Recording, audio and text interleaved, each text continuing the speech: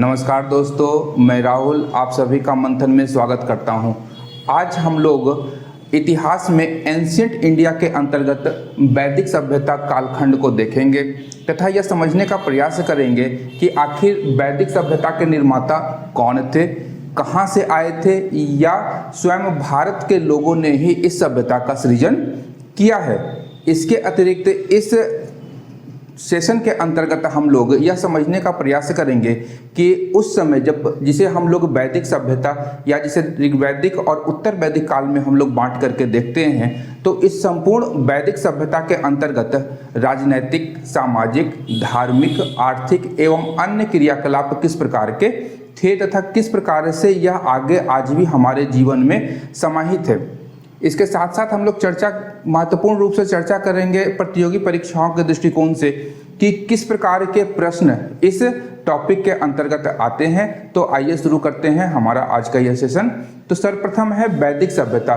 तो वैदिक सभ्यता में वैदिक शब्द की उत्पत्ति हुई कहाँ से है? वैदिक शब्द की उत्पत्ति वेद शब्द से हुई है। वेद शब्द से वैदिक शब्द की उत्पत्ति हुई है, जिसका अर्थ क्या होता है? जिसका अर्थ होता है ज्ञान।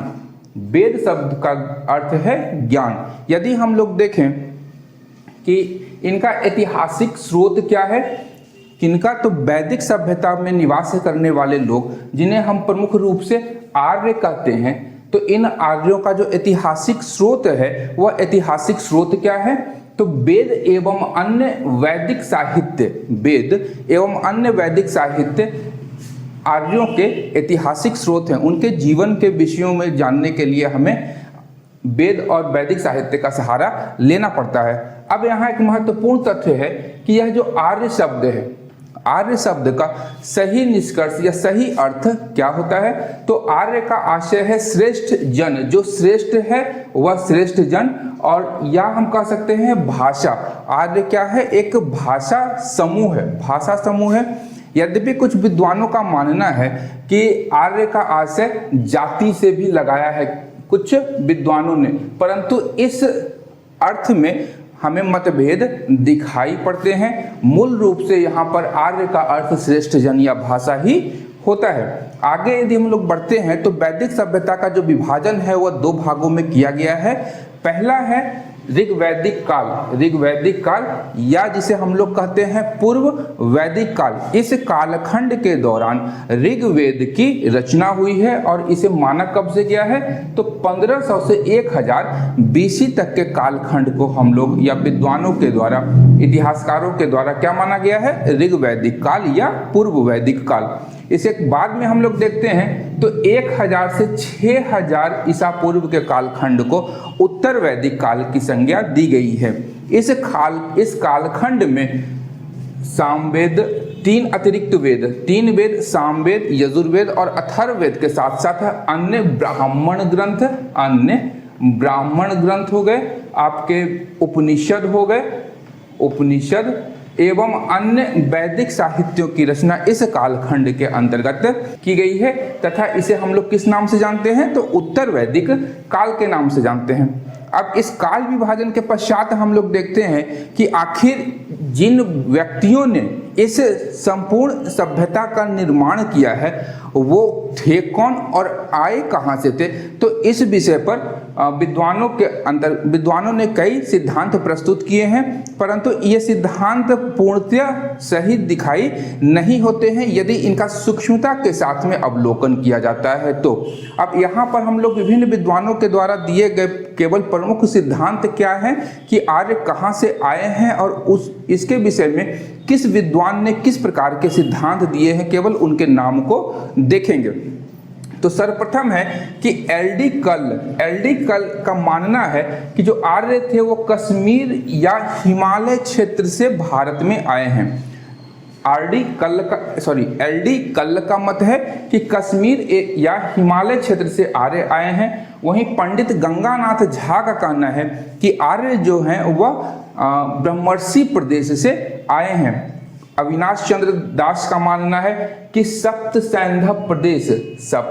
सैंधव प्रदेश से आर्य भारत में आकर के निवास करने लगे। इसके अतिरिक्त DS त्रिवेदी का मानना है कि देविका प्रदेश जिसे हम लोग मुल्तान कहते हैं, मुल्तान से या देविका प्रदेश से आर्य भारत में आकर के निवास करने लगे। वहीं यदि हम लोग देखें बाल गंगाधर तिलक जिनकी कृति है Arctic Holmes of the Aryans में उन्होंने लिखा है कि आर्यों का निवास स्थान कहाँ माना है इन्होंने, तो उत्तरी ध्रुव में इन्होंने अपनी कृति में the Arctic Holmes of Aryans में आर्यों का निवास स्थान माना है। वहीं आर्य समाज के प्रणेता स्वामी दयानंद सरस्वती का मानना है कि आर्यों का मूल निवास स्थान तिब्बत है। और अंत में मैक्स मुलर जो जर्मनी के बहुत बड़े इतिहासकार थे, उनका कहना था कि मध्य एशिया से या मध्य एशिया के स्टेपी प्रदेश से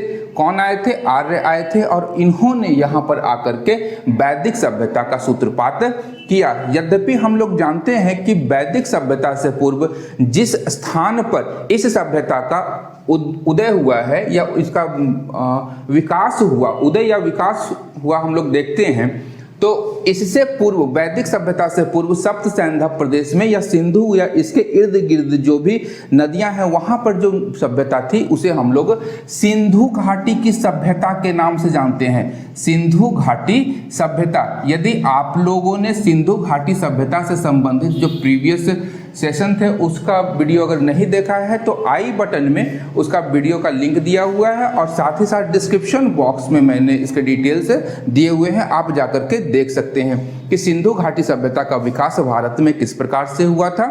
तो यहाँ पर जो था कि सप्त सैंधव प्रदेश में या सिंधु नदी के इर्द गिर्द जिस सभ्यता का विकास हुआ था उसे सिंधु घाटी की सभ्यता के नाम से जाना जाता है। परंतु यहाँ पर एक उल्लेखनीय तथ्य है कि सिंधु घाटी की जो सभ्यता थी वह एक नगरीय सभ्यता थी।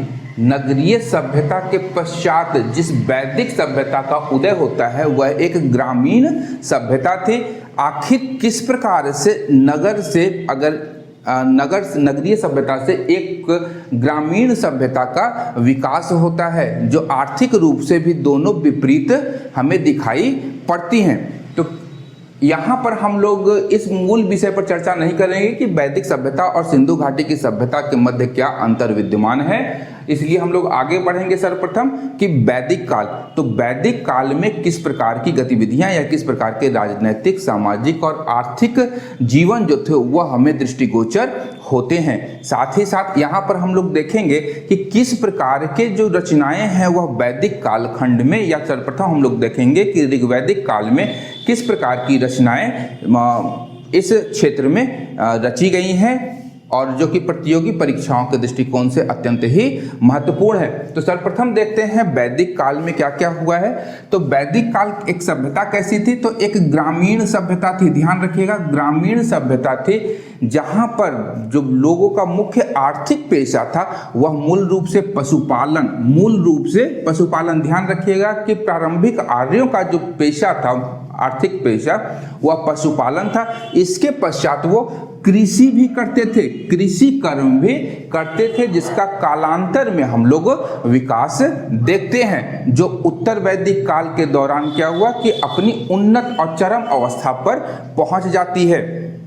आगे है कि यहाँ पर इस कालखंड में जो प्रारंभिक आर्य थे वे लोहे का प्रयोग नहीं करते थे। अत्यंत ही महत्वपूर्ण है कि प्रारंभिक आर्य लोहे का प्रयोग नहीं करते थे। तो किस धातु का प्रयोग किया जाता था प्रारंभिक आर्यों के द्वारा, तो प्रारंभिक आर्य तांबे का प्रयोग करते थे। तांबे का प्रयोग प्रारंभिक आर्यों के द्वारा किया जाता था। इसके अतिरिक्त है कि इस काल में, ऋग वैदिक काल में जो कृषि भूमि थी, कृषि योग्य भूमि को क्या कहा गया है, उर्वरा या क्षेत्र। कृषि योग्य भूमि को उर्वरा या क्षेत्र कहा जाता है। वहीं अब यदि हम लोग राजनैतिक दृष्टिकोण या प्रशासनिक दृष्टिकोण से देखें तो जो समाज था, आर्यों का जो समाज था वो मूल रूप से एक कबीलों में ये लोग विभाजित थे। तो इनकी जो सबसे छोटी इकाई थी, इन कबीलों की सबसे छोटी इकाई क्या होती थी, तो सबसे छोटी इकाई थी परिवार या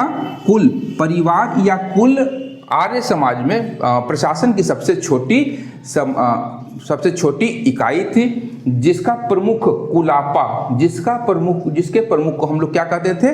कुलापा। अब विभिन्न परिवारों के द्वारा एक गांव का संगठन किया जाता था, गांव का निर्माण होता था। तो गांव के प्रमुख या ग्राम के प्रमुख को हम लोग ग्रामणी कहते थे। गांव के या ग्राम के प्रमुख को ग्रामणी कहा जाता था। कब? ऋग्वैदिक काल में गांव के प्रमुख को ग्रामणी कहा गया है। इस काल में जो भाषा थी, जो भी रचनाएं रची गई हैं प्रारंभिक आर्यों के द्वारा या आगे जो उत्तर वैदिक काल में जो रचनाएं रची गई थी, उसकी भाषा क्या है? तो संस्कृत, उसकी भाषा संस्कृत है। इस काल में 3 विभिन्न प्रकार की समितियां हमें दिखाई देती हैं, जिसके नाम सर्वप्रथम हम लोग देखते हैं। तो सभा, समिति तथा विद्वत, ये 3 विभिन्न प्रकार की समितियां थी जो हमें दिखाई कहाँ देती हैं? उत्तरवैदिक काल में। अब यहाँ एक एक करके इन तीनों समितियों को हम लोग देख लेते हैं विस्तार पूर्वक, क्योंकि विभिन्न प्रतियोगी परीक्षाओं में यहाँ से प्रश्न पूछे गए हैं। तो सर्वप्रथम है सभा। तो सभा मूल रूप से संभ्रांत एवं वृद्ध लोगों की संस्था थी। वृद्ध लोगों की संस्था थी, जिसके सदस्यों को पितृ कहा जाता था। पितृ या पिता। यहाँ पर महत्वपूर्ण तथ्य है कि जो सभा थी ऋग्वैदिक काल में न्यायिक कार्य संपन्न किया करती थी। सभा क्या करती थी? न्यायिक कार्य। सभा जो थी वह न्यायिक कार्य किया करती थी। ध्यान रखिएगा कि यदि प्रश्न पूछे कि ऋग्वैदिक काल में न्यायिक कार्य किस समिति या सभा के द्वारा किया जाता था, तो वह कौन थी? सभा थी। आगे है कि जो समिति थी, समिति साधारण जनों की सभा थी। समिति जो थी साधारण जनों की सभा थी। तथा विद्वत सर्वाधिक प्राचीन संस्था थी। विद्वत जो थी सर्वाधिक प्राचीन संस्था थी। तथा यह एक सैन्य समिति थी। यह क्या थी? सैन्य समिति, जहां पर लूट के धन का क्या किया जाता था?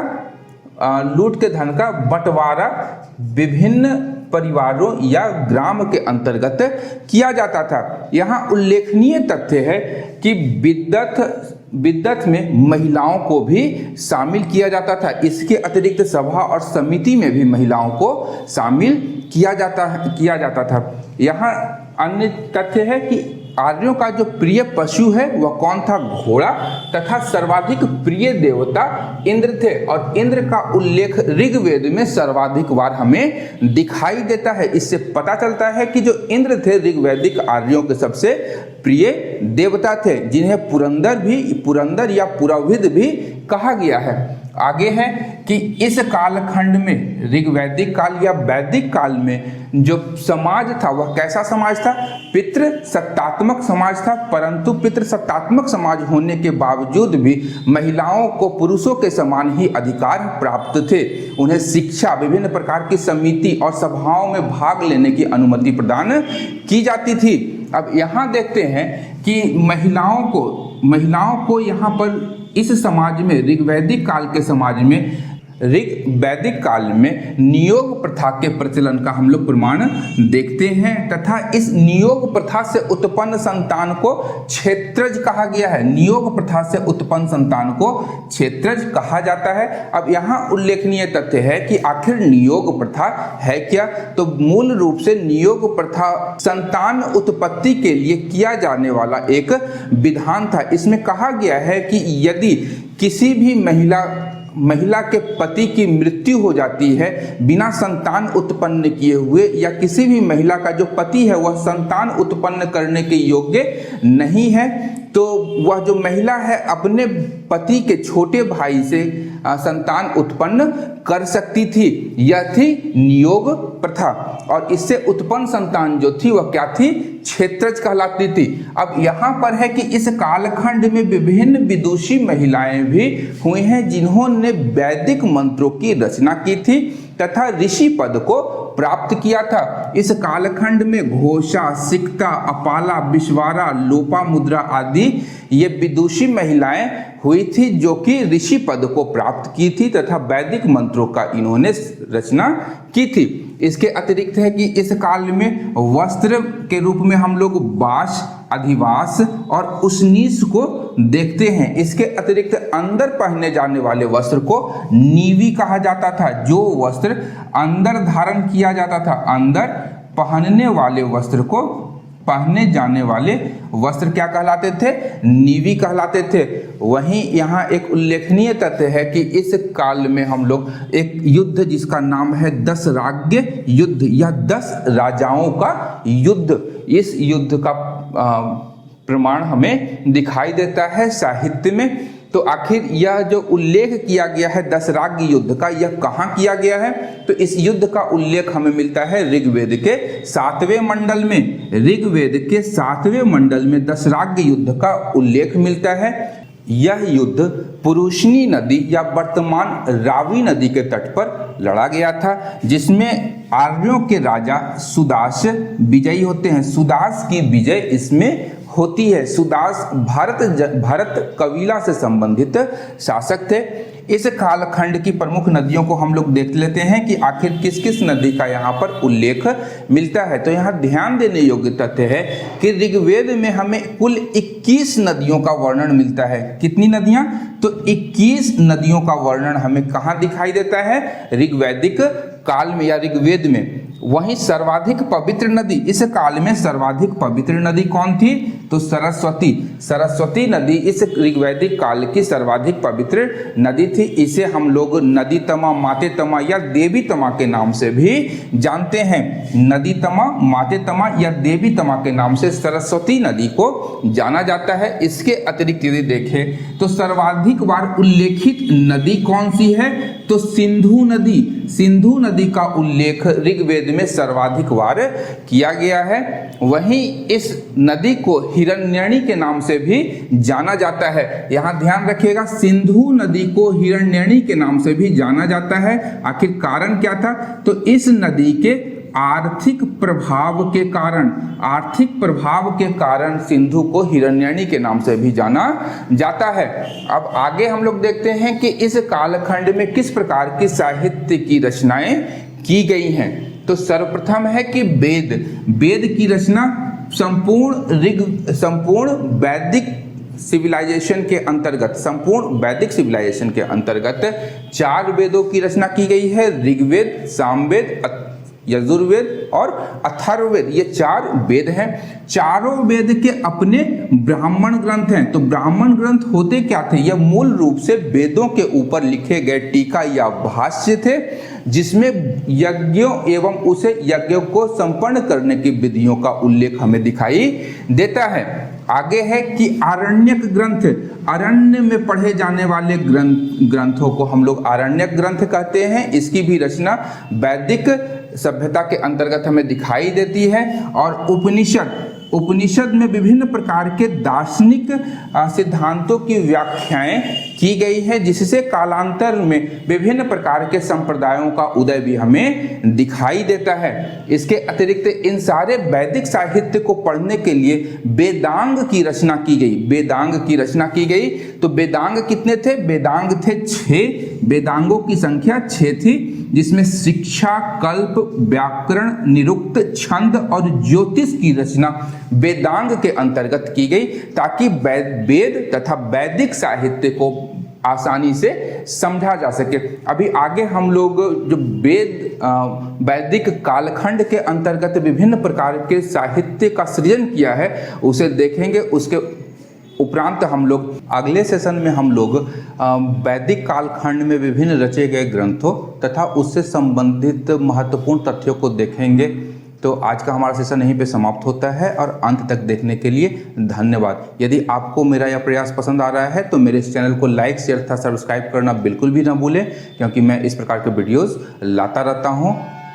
Thank you.